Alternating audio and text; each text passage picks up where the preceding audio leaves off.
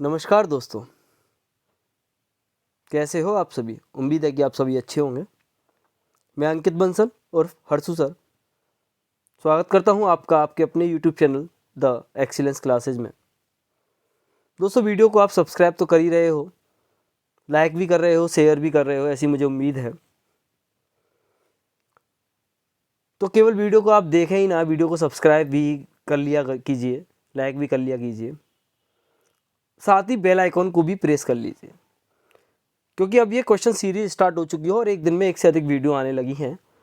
तो एक से अधिक अगर वीडियो आ रही हैं आपके पास, अगर अपलोड कर रहा हूँ और अगर आपने बेल आइकन प्रेस नहीं किया है तो कहीं ऐसा ना हो कि आपसे वीडियो छूट जाए। बहुत ही इम्पोर्टेंट क्वेश्चन सीरीज है जो आपके एग्ज़ाम के लिए बहुत ही महत्वपूर्ण सिद्ध होने वाली है। और उसी एग्ज़ाम को ध्यान में रखते हुए आज हम लेकर आए हैं आपके लिए एनवायरनमेंट की क्वेश्चन सीरीज। आज की इस क्लास में पर्यावरण से संबंधित कुछ महत्वपूर्ण क्वेश्चन होंगे और उम्मीद है कि ये आपके एग्ज़ाम के लिए बहुत ही ज़्यादा उपयोगी सिद्ध होने वाले हैं। तो वीडियो को पूरा देखें, चैनल को लाइक शेयर सब्सक्राइब करना बिल्कुल ना भूलें और हाँ, बेल आइकन को भी प्रेस कर लें। तो आइए दोस्तों, स्टार्ट करते हैं अपनी क्लास को।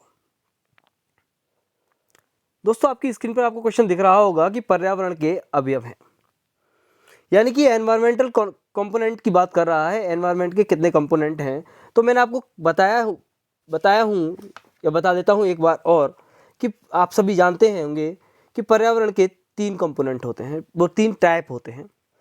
वो 3 टाइप कौन से होते हैं? भौतिक पर्यावरण, जैविक पर्यावरण और सांस्कृतिक पर्यावरण। अब बात आ रही है ये कंपोनेंट की, तो कितने अवयव हैं पर्यावरण के? तो पर्यावरण के 2 अवयव होते हैं, एक ऑर्गेनिक और एक नॉन ऑर्गेनिक, यानी कि जैविक और अजैविक। तो उम्मीद है कि ये आपको क्वेश्चन समझ में आ रहा होगा कि पर्यावरण कितने कंपोनेंट होते हैं। 2 कंपोनेंट होते हैं, एक जैविक और एक अजैविक, इसलिए इसके दोनों सही हैं। अभी मैं बात कर रहा था टाइप ऑफ एनवायरनमेंट की। टाइप ऑफ एनवायरनमेंट, 3 टाइप का एनवायरनमेंट होता है, एक फिजिकल एनवायरनमेंट, ऑर्गेनिक एनवायरनमेंट और कल्चरल एनवायरनमेंट। फिजिकल एनवायरनमेंट में हम किसको लेते हैं? फिजिकल एनवायरनमेंट में हम लेते हैं स्थलाकृति, जलवायु, जलाशय, टेम्परेचर, ऐसी चीज़ों को। वहीं ऑर्गेनिक एनवायरनमेंट में हम लेते हैं मानव, पशु, पक्षी, वनस्पति, इन सब चीज़ों को। और वहीं कल्चरल एनवायरनमेंट में हम लेते हैं भाषा, धर्म, यानी कि आपकी सोसाइटी को। तो यहाँ मैंने आपको एनवायरनमेंट भी बताया, एनवायरनमेंट क्या है, और एनवायरनमेंट के 2 कंपोनेंट की बात की मैंने आपसे, जैविक और अजैविक, यानी कि ऑर्गेनिक और नॉन ऑर्गेनिक कंपोनेंट। उम्मीद कर रहा हूँ कि आपको क्वेश्चन समझ में आया होगा। अगले क्वेश्चन की तरफ बढ़ते हैं। अगला क्वेश्चन, पर्यावरण के जैविक घटक में शामिल नहीं है, यानी कि बात कर रहा है ऑर्गेनिक कंपोनेंट की बात कर रहा है। ऑर्गेनिक कंपोनेंट में कौन शामिल नहीं है? तो पर्यावरण के जैविक घटक में कौन शामिल जैविक घटक में कौन शामिल नहीं है? तो जैविक घटक में कौन शामिल नहीं है, तो यहाँ पर हम देखें जैविक की बात कर रहा है, तो जैविकता में मानव होता है, जंतु होते हैं, सूक्ष्म जीव होते हैं, यानी टाइप ऑफ एनवायरनमेंट की अभी मैंने आपसे बात की। तो ऑर्गेनिक एनवायरनमेंट जो है उसमें कौन है? मानव, पशु, पक्षी, वनस्पति, ये सभी कहाँ आ रहे हैं? ऑर्गेनिक एनवायरनमेंट में। तो बचा कौन? मानव भी हो गया, जंतु भी हो गया, सूक्ष्म जीव भी हो गए, सभी हो गए, तो बचा कौन? आपका क्या बचा? आपके पास बचा प्रकाश। पर्यावरण के जैविक घटक में शामिल नहीं होता। अगले क्वेश्चन की तरफ बढ़ते हैं।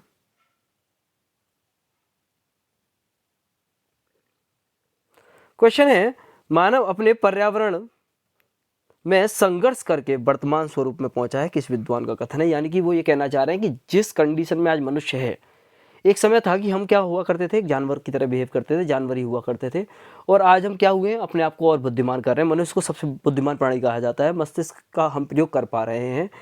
तो वर्तमान स्वरूप जो है हमारा, वर्तमान स्वरूप को लोग कहते, हम मानते हैं कि ये क्या है? मनुष्य का एक परफेक्ट स्वरूप है, ठीक है, पूर्ण है अपने आप में, जहाँ मनुष्य हर कार्य करने में क्या है?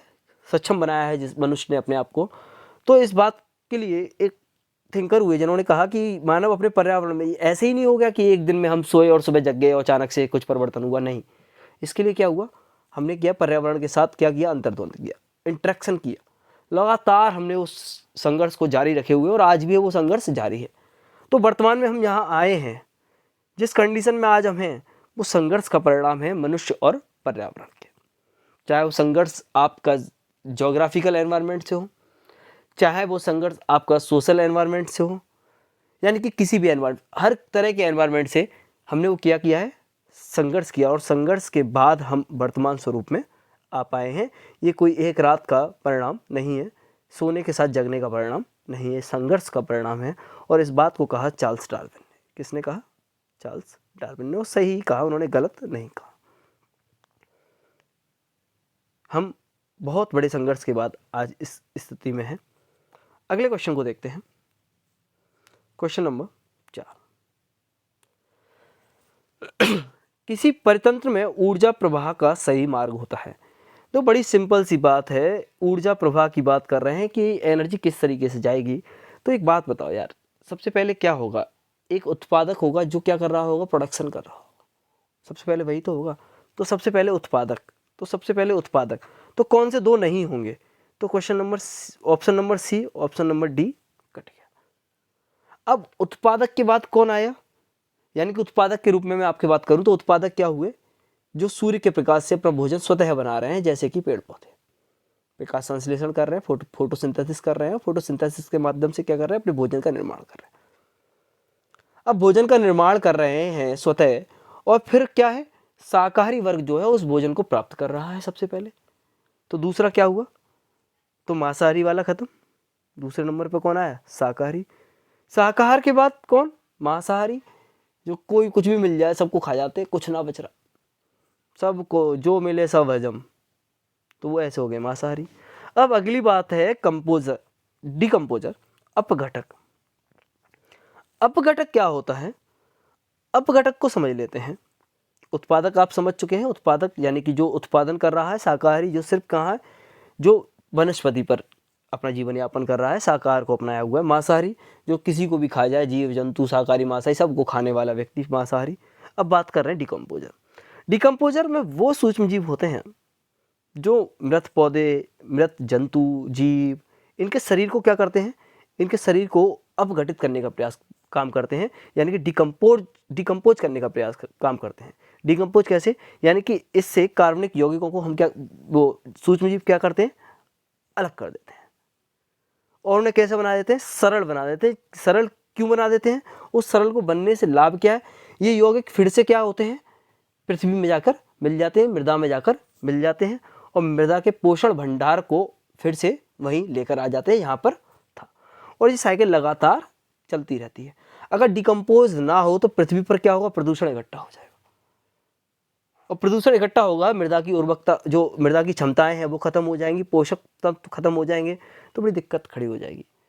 यानी कि ये डिकम्पोजर है, इनकी बड़ी महत्वपूर्ण भूमिका है पृथ्वी को स्वच्छ बनाने के लिए, वातावरण को स्वच्छ बनाने के लिए, मिट्टी को उपजाऊ बनाने के लिए। तो बड़े महत्वपूर्ण होते हैं ये डिकम्पोजर, जो क्या कर रहे होते हैं, मृत जीव, मृत वनस्पति, पौधे, इन सब को क्या कर रहे होते हैं, डिकम्पोज कर, इनके कार्बनिक यौगिकों को विघटित यानी कि तोड़ रहे होते हैं, सरल बना रहे होते हैं। उम्मीद है कि आपको समझ में आई होगी बात। तो इस क्वेश्चन का आंसर क्या हुआ, इस क्वेश्चन का आंसर हुआ बी। अगले क्वेश्चन की तरफ चलते हैं। अगला क्वेश्चन, किसी श्रृंखला में प्राथमिक उपभोक्ता होते हैं, यानी कि किसकी बात कर रहा है, जो कंज्यूम कर रहा है, जो प्रोडक्शन कर रहा है उसकी बात ये क्वेश्चन नहीं कर रहा है। अब कंज्यूम कौन कर रहा है, अभी हमने देखा, प्रोडक्शन कौन करेगा, उत्पादक करेगा, और पहला जो कंज्यूमर है, जो कंज्यूम करने वाला वो कौन है, शाकाहारी वर्ग, द्वितीय कौन है, मांसाहारी, और तृतीय कौन है, अपघटक। तो इसका आंसर क्या हुआ, शाकाहारी। अभी 2 मिनट पहले ही हमने आपसे डिस्कस किया है। तो किसकी बात कर रहा है, उपभोक्ता, ये उपभोग करे, कंज्यूम करे। ठीक है, अगले क्वेश्चन की तरफ चलते हैं। बात आती है मैंग्रोव वनस्पति की। मैंग्रोव वनस्पति कहाँ पाई जाती है, इसको तो मैं भी आपको बताऊंगा कि ये कहाँ पाई जाती है। पहले हम जान लेते हैं कि मैंग्रोव जो है, मैंग्रोव यानी कि किस बर्ड की बात कर रहा हूँ, मैंग्रोव बर्ड की बात कर रहा हूँ। ये मैंग्रोव शब्द का जो जन्म हुआ वो जन्म हुआ साउथ अमेरिका से।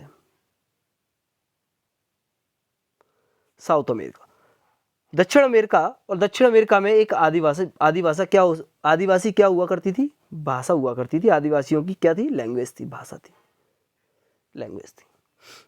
उस लैंग्वेज का नाम था गुआरानी। गुआरानी से जन्म हुआ मैंग्रोव का। अब मैंग्रोव वनस्पति होती क्या है ये जान लेते हैं। मैंग्रोव वनस्पति आपको वहां मिलेगी जहां पर कोई नदी समुद्र से मिल रही हो, यानी कि खारा और मीठा दोनों तरह का पानी आपको मिले, वहां पर मैंग्रोव वनस्पतियां आपको पाई जाती हैं। तो मैंग्रोव वनस्पति खारे और मीठे पानी के आसपास आपको मिलेंगी।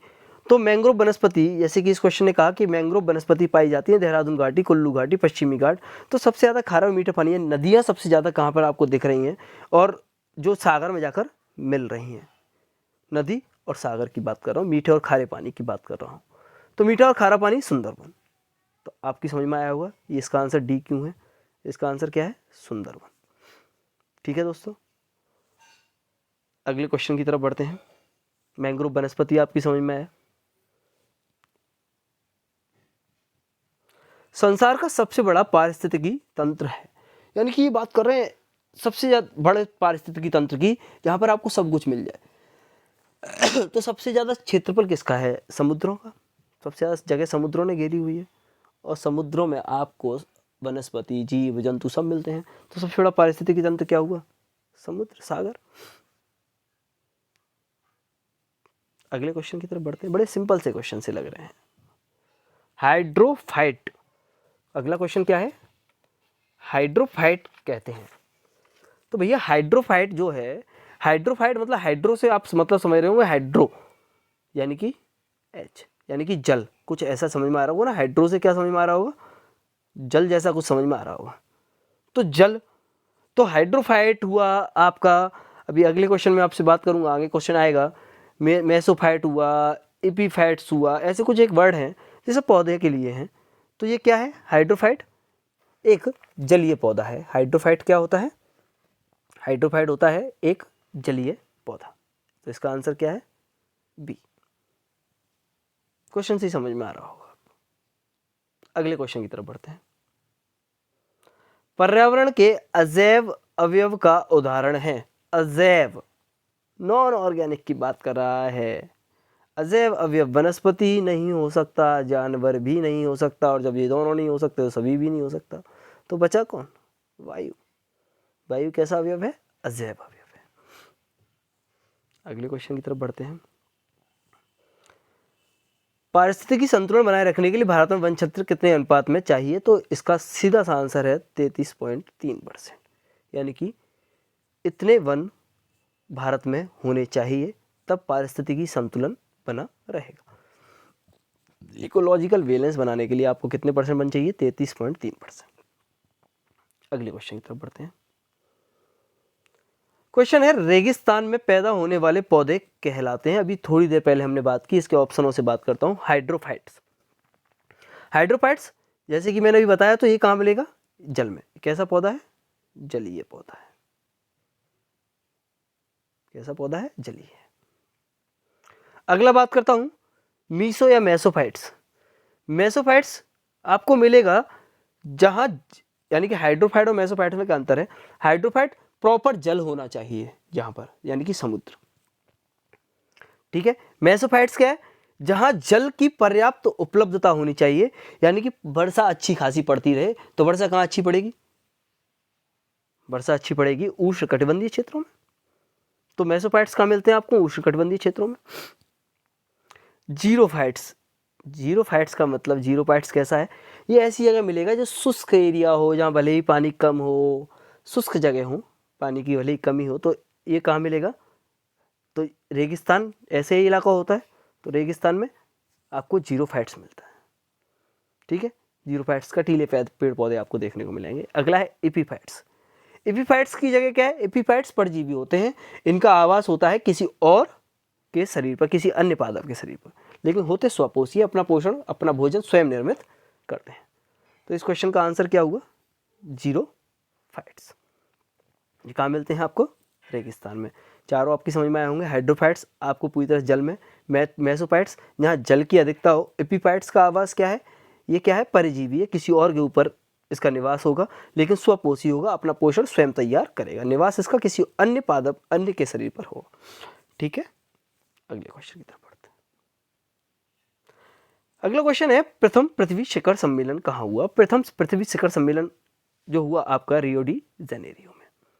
रियो डी जेनेरियो में ये सम्मेलन हुआ 1992 में। इस सम्मेलन का विचार आया क्यों, इस सम्मेलन का विचार आया पृथ्वी को बचाने के लिए।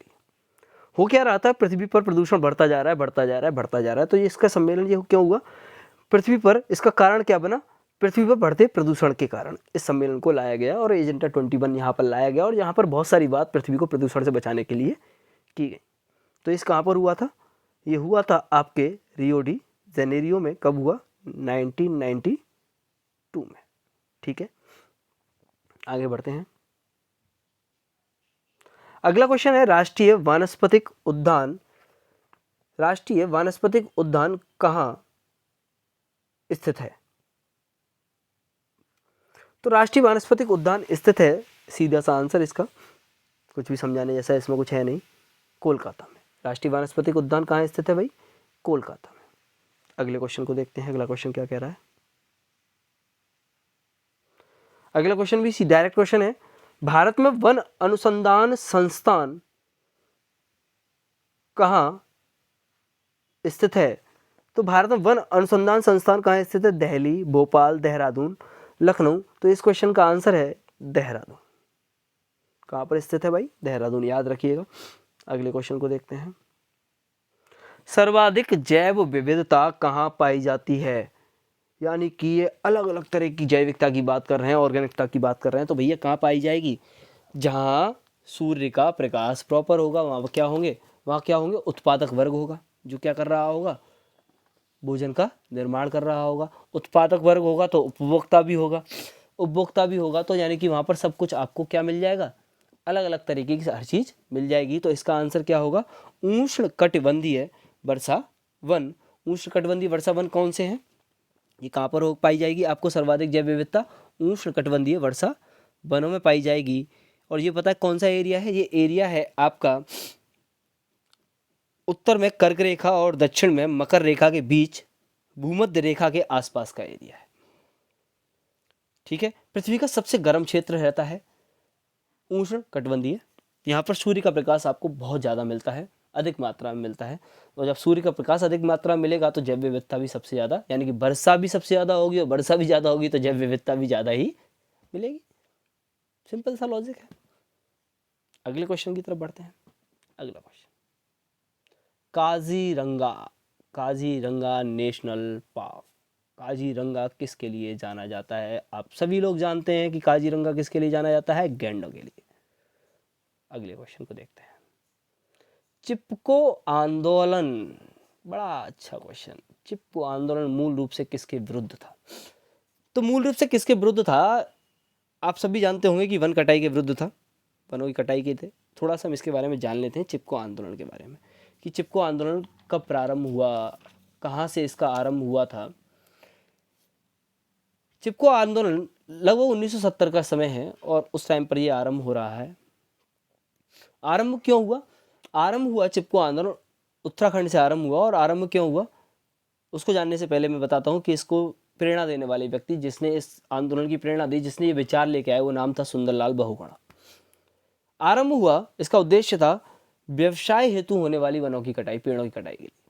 इसमें क्या किया, महिलाओं ने खुद को पेड़ों के साथ क्या कर लिया, आलिंगन, यानी कि उनको अपने हक करना होता ना, गले से लगा लिया, गले से उन्हें लगा लिया और उनसे चिपक गई महिलाएं कि हम इनको नहीं कटने देंगे। ये प्रकृति और मानव के प्रेम का बड़ा सुंदर दृश्य था, जहां लोगों ने, महिलाओं ने खुद को पेड़ों के साथ जोड़ दिया कि व्यवसाय के लिए हम इनको नहीं कटने देंगे। और तब इस आंदोलन का आरंभ हुआ। आंदोलन की प्रेरणा देने वाले व्यक्ति का नाम था सुंदरलाल बहुगुणा। जगह थी उत्तराखंड, उस समय का उत्तर प्रदेश। उम्मीद है कि आपको समझ में आया होगा क्यों था, वनों की कटाई के लिए, महत्वपूर्ण बात क्या है, व्यवसाय के लिए होने वाले वनों की कटाई के लिए था। यानी कि ये उनको नहीं रोकते थे जो बेचारा भोजन के लिए अपना सूखी लकड़ियाँ लेकर जा रहा है, उनको नहीं, हरे पेड़ पौधों को आप व्यवसाय के लिए पूरे काट दे रहे हो, काटे जा रहे हो, उसके विरुद्ध इस आंदोलन को किया गया था। अगले क्वेश्चन की तरफ बढ़ते हैं। तो इस क्वेश्चन का आंसर क्या हुआ?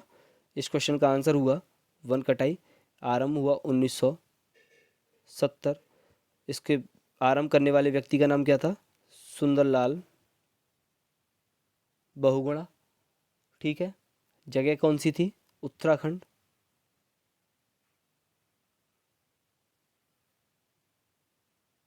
ठीक है, उम्मीद है कि आपको ये बात समझ में आई होगी। अगले क्वेश्चन की तरफ बढ़ते हैं। अगला क्वेश्चन इको मार्क। अगला क्वेश्चन है इको मार्क का। इको मार्क यानी कि पर्यावरण से संबंधित चीज़ें हैं, यानी कि ये उन वस्तुओं पर को दिया जाता है, उन उत्पादों को दिया जाता है, उन प्रोडक्टों को दिया जाता है जो पर्यावरण के विरुद्ध ना हो, पर्यावरण से जिनको कोई हानि, जिनसे पर्यावरण को कोई हानि ना हो, जिनसे पर्यावरण को कोई हानि ना हो, तो ऐसे प्रोडक्ट को हम क्या देते हैं? इको मार्क देते हैं। तो इको मार्क किसको मिलता है? पर्यावरण के लिए महत्वपूर्ण प्रोडक्ट को। ठीक है, अगले क्वेश्चन की तरफ चलते हैं। अगला क्वेश्चन क्या है? किस देश में सर्वप्रथम अम्ल वर्षा हुई? बात कर रहा है अम्ल वर्षा की। अम्ल वर्षा सबसे पहले कहाँ हुई थी? तो इसका आंसर पहले मैं आपको बता देता हूँ। इसका आंसर है नॉर्वे। अब पहले हम जान लेते हैं, अब जान लेते हैं अम्ल वर्षा क्या है। अम्ल वर्षा होती कब है? अम्ल वर्षा जब होती है जब वातावरण में SO2, सल्फर डाइऑक्साइड और नाइट्रोजन ऑक्साइड यानी कि NO2 जल के साथ क्रिया करके नाइट्रिक अम्ल व गंधक का तेजाब बना लेते हैं, और जो इसकी संख्या बढ़ जाए, जल के साथ क्रिया हो जाए, बन जाए, तो फिर वहाँ क्या होगी? अम्ल की वर्षा होगी। और ये SO2 और NO2 जो है, यानी कि सल्फर डाइऑक्साइड और नाइट्रोजन ऑक्साइड जो है, इसका उत्सर्जन होता है, जैसे कि कारखानों की चिमनियाँ हैं, वाहनों के धुएँ हैं, तो इनसे इसका उत्सर्जन होता है। तो अम्ल वर्षा में क्या होता है? SO2 और NO2 जो जल के साथ क्रिया करके नाइट्रिक अम्ल व गंधक का तेजाब बनाते हैं। ठीक है, तो सबसे पहले ये कहाँ हुई थी? नॉर्वे में हुई थी। सबसे पहले ये वर्षा कहाँ हुई? नॉर्वे में हुई।